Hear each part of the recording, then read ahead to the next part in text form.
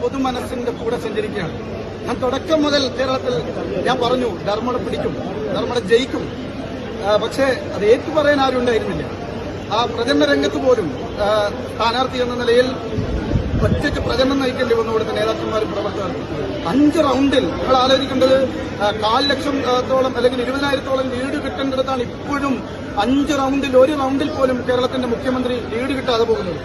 ഇത് വിജയിച്ചതിന് തുല്യമാണ്. ഇനി ഇതിന്റെ നെറ്റ് റിസൾട്ട് എന്താണെന്നുള്ളത് ഞങ്ങൾക്കറിയില്ല. കാരണം പ്രവർത്തന സ്വാതന്ത്ര്യമുള്ളിടത്ത്, പ്രവർത്തിക്കാൻ സ്വാതന്ത്ര്യമുള്ളൂ. ഞങ്ങൾക്ക് പോസ്റ്റർ ഒട്ടിക്കാൻ പറ്റിയെടുത്തു, ഞങ്ങൾക്ക് വീട് കയറാൻ പറ്റിയെടുത്തു, ഞങ്ങൾക്ക് വോട്ട് ചോദിക്കാൻ പറ്റിയെടുത്തു, സ്ഥാനാർത്ഥി എന്ന നിലയിൽ എനിക്ക് പര്യടനം നടത്താൻ പറ്റിയെടുത്ത് മുഴുവൻ ഇതാ കേരളത്തിലെ ലോകത്തിന്റെ മുഴുവൻ മലയാളികളുടെ മുന്നിലും അഭിമാനത്തോടു കൂടി പറയാണ് UDF-ന് വേണ്ടി UDF-ന്റെ പ്രവർത്തകർ ലീഡ് പിടിച്ചിരിക്കുകയാണ്.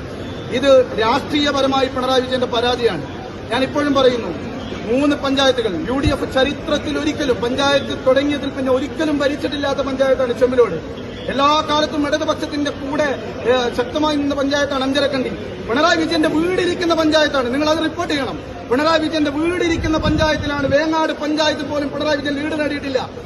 എന്തിനാണ് പിണറായി വിജയൻ കേരളത്തിനകത്ത് ഇനി രാഷ്ട്രീയ പ്രവർത്തനം നടത്തുന്നത്, ജനങ്ങളെ ഫേസ് ചെയ്യുന്നത് എന്ന് പിണറായി വിജയൻ ലോകത്തോട് തുറന്നു പറയണം. അദ്ദേഹത്തിന്റെ വീടിരിക്കുന്ന വേങ്ങാട് പഞ്ചായത്തിൽ അദ്ദേഹം പറവിൽ പോയിരിക്കുന്നു. അദ്ദേഹത്തിന്റെ വീടിരിക്കുന്ന ബൂത്തിന്റെ പരിശോധിക്കുന്നേ ഉള്ളൂ. അദ്ദേഹത്തിന്റെ വീടിരിക്കുന്ന പഞ്ചായത്തിൽ പോലും ജനങ്ങളെ വിശ്വാസം നേടാൻ അദ്ദേഹത്തിന് സാധിച്ചില്ലെങ്കിൽ ഈ തെരഞ്ഞെടുപ്പിന്റെ മുഴുവൻ പരാജയവും അത് ഏറ്റുവാങ്ങിയിട്ട് അതിന്റെ ഉത്തരവാദിത്വം ഏറ്റെടുത്ത് അദ്ദേഹം മാറി നിൽക്കണം. ഞാൻ ഇപ്പോഴും പറയുന്നു, ഇനി എണ്ണേണ്ടത് പെരളശ്ശേരിയാണ്, ഇനി എണ്ണേണ്ടത് ധർമ്മടമാണ്, ഇനി എണ്ണേണ്ടത് പിണറായി പഞ്ചായത്താണ്. ഞങ്ങളെ ബൂത്തിലിരുത്താൻ സമ്മതിക്കാത്ത പ്രദേശങ്ങൾ, ഞങ്ങളെ ബൂത്തിൽ നിന്ന് ആട്ടി ഓടിച്ച പ്രദേശങ്ങൾ, ഞങ്ങളുടെ പ്രവർത്തകരുടെ എന്റെ ബോർഡുകൾ, എന്റെ പ്രചരണ ബോർഡുകൾ, എന്റെ പോസ്റ്ററുകൾ വ്യാപകമായി മോഷ്ടിച്ചു കൊണ്ടുപോയ പ്രദേശങ്ങൾ.